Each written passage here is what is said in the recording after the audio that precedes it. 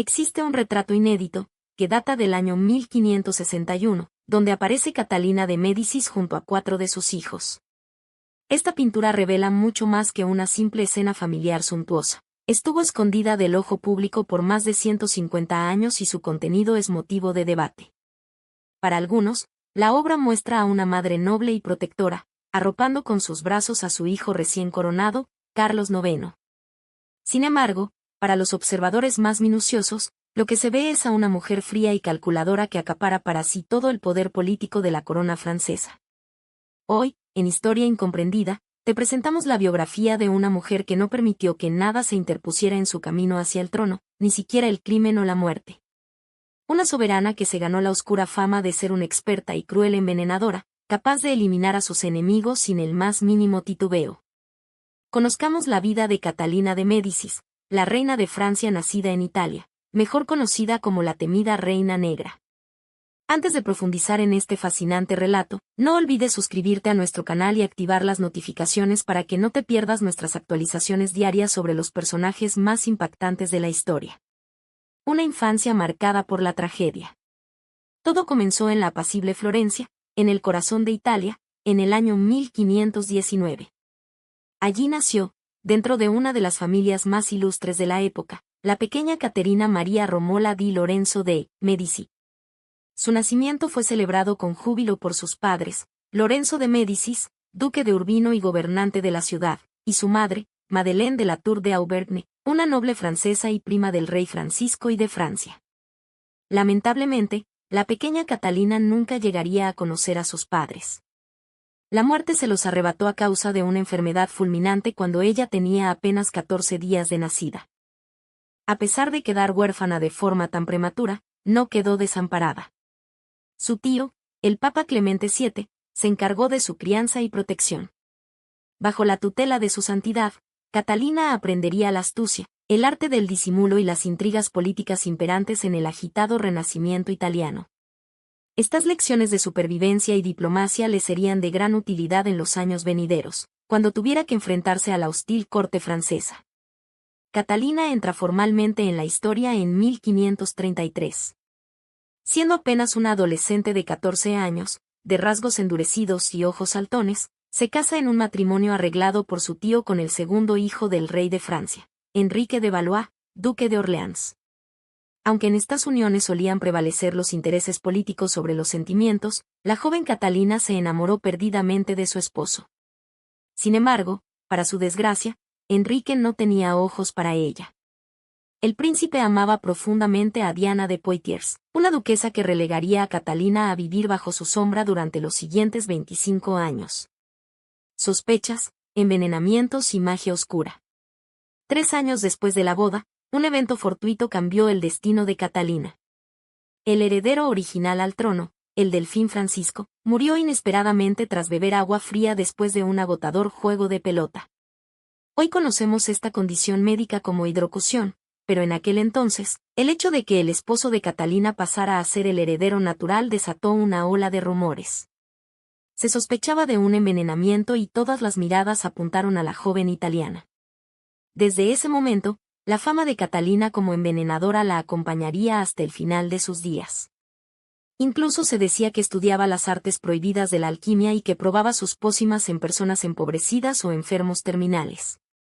Enrique de Valois necesitaba asegurar la sucesión, por lo que la presión sobre Catalina para que tuviera hijos era asfixiante.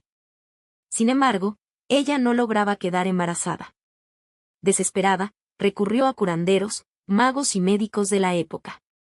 Entre ellos se encontraba un astrólogo y boticario francés que muchos consideraban un charlatán, pero que hoy conocemos como Nostradamus. Se dice que, en su desesperación, Catalina llegó a beber brebajes repugnantes, como orina de mula, y a utilizar remedios esotéricos para curar su supuesta esterilidad. La humillación alcanzó su punto máximo en 1537, cuando Enrique finalmente tuvo un hijo, pero no con ella, sino con una cortesana francesa. Esto dejó a Catalina expuesta al repudio público y a la vergüenza de ser considerada estéril ante toda la corte. El silencio de la reina paciente. Un año después de aquella infidelidad pública, Catalina sufrió otra ofensa. Diana de Poitiers fue nombrada amante oficial del rey. El matrimonio de la Florentina, que entonces tenía 19 años, se convirtió en una unión dolorosa y destructiva. No obstante, de este sufrimiento nació una mujer nueva, paciente, reservada y extremadamente educada, pero con una faceta despiadada que empezaba a gestarse en su interior. El célebre escritor Alejandro Dumas la describiría años más tarde como una mujer prudente e insidiosa. Catalina tuvo que soportar que la amante de su marido impusiera su presencia incluso en los momentos más íntimos. Sin embargo, su resiliencia dio frutos en 1543, 10 años después de su boda, cuando finalmente nació su primer hijo, Francisco, nombrado así en honor a su abuelo. A este nacimiento le siguieron 9 más, consolidando su posición, aunque siempre quedó la duda de si este milagro fue obra de los servicios de Nostradamus, quien se integró al círculo íntimo de la reina. En 1547, tras la muerte de Francisco y su esposo fue coronado como Enrique II y Catalina se convirtió en reina de Francia. Pero el poder seguía siéndole esquivo, su eterna rival, Diana de Poitiers, actuaba como la verdadera primera dama del reino. Catalina no se quedó de brazos cruzados. Utilizó la intriga para enfrentar a los nobles entre sí y comenzó a influir sutilmente en la política exterior e interior del monarca, especialmente durante las guerras contra la España de Carlos V y Felipe II.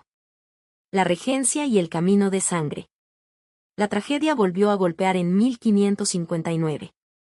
Durante un torneo para celebrar la paz de Cateau-Cambrésis, el rey Enrique II sufrió un accidente fatal y murió poco después. Con su muerte, el joven Francisco II asumió el trono, pero la familia Guisa ejercía una influencia abrumadora sobre él. No fue sino hasta la muerte de Francisco en 1560, cuando su segundo hijo, Carlos IX, fue coronado con apenas 10 años, que Catalina finalmente obtuvo el poder absoluto como reina regente. Una de sus primeras medidas fue vengarse de su antigua enemiga. Le exigió a Diana de Poitiers la devolución de las joyas de la corona y la apartó definitivamente de la corte. En una Francia dividida por tensiones religiosas entre católicos, liderados por los Guisa, y protestantes hugonotes, liderados por el almirante Coligny, Catalina demostró ser una estratega política de primer nivel. Se dice que creó una red de espionaje tan eficiente que estaba al tanto de cada carta privada que circulaba por el reino. Aunque la religión le era indiferente, sabía que debía manejar estos asuntos con extrema cautela para preservar la paz. Sin embargo, esa frágil paz se rompió en la infame noche de San Bartolomé. Temiendo que la influencia de los protestantes sobre su hijo Carlos IX fuera irreversible, Catalina, con el apoyo de los Guisa, convenció al rey de que había una conspiración en su contra. El 24 de agosto de 1572, se desató una matanza sin precedentes. Solo en París, cerca de 3.000 hugonotes fueron asesinados, y en el resto de Francia la cifra ascendió a más de 20.000 personas. Aunque algunos historiadores intentan exonerar a Catalina, los hechos sugieren que, una vez iniciada la masacre, ella la asumió como necesaria para mantener el control del país. El ocaso de la dinastía Valois. La desgracia no abandonó a Catalina. En 1574, el rey Carlos IX murió. Algunos dicen que por enfermedad y otros aseguran que fue envenenado accidentalmente por su propia madre. Su tercer hijo, Enrique III, un hombre de personalidad extravagante y carácter difícil, asumió la corona. Bajo su reinado, las tensiones llegaron a un punto insostenible. En un intento desesperado por mantener el orden, Enrique III, con el consentimiento de su madre, ordenó el asesinato del duque de Guisa en 1588, lo que provocó un estallido popular y el repudio general de los católicos. Finalmente, anciana, enferma y cansada de tantas luchas, Catalina de Médicis murió a los 71 años, el 5 de enero de 1589, a causa de una infección pulmonar. Fue enterrada en la Basílica de Saint-Denis junto a los restos de su esposo. A pesar de todos sus esfuerzos por salvar la dinastía Valois, esta se extinguió apenas unos meses después de su muerte, cuando Enrique III fue apuñalado por un monje. El trono pasó entonces a Enrique IV de Borbón, quien instauró una nueva era de paz tras convertirse al catolicismo. A lo largo de los siglos, la figura de Catalina de Médicis ha sido rodeada de mitos. Sus adversarios la llamaron la Reina Negra y Madame Serpiente. Pero más allá de la leyenda de la gobernante cruel y tiránica, su historia es la de una mujer que sobrevivió a una infancia traumática y a un matrimonio humillante para convertirse en una de las soberanas más poderosas de la historia. Utilizó el artificio, la sabiduría y, sí, también la oscuridad, para proteger a su familia y mantener la monarquía en pie en tiempos de caos absoluto. Incluso 500 años después, Catalina de Médicis no nos deja descansar con su misterioso encanto. Ocupa un lugar privilegiado en la mitología histórica debido a sus hazañas, adornando la fantasía de muchas generaciones. Esperamos que este video te haya sido útil para conocer la verdadera historia de la Reina Negra. Si tienes algo que agregar, por favor compártelo con nosotros en la sección de comentarios. Dale me gusta a este video y envía el enlace a tus familiares y amigos para que ellos también descubran la vida de Catalina de Médicis. Si eres nuevo en nuestro canal, no olvides suscribirte.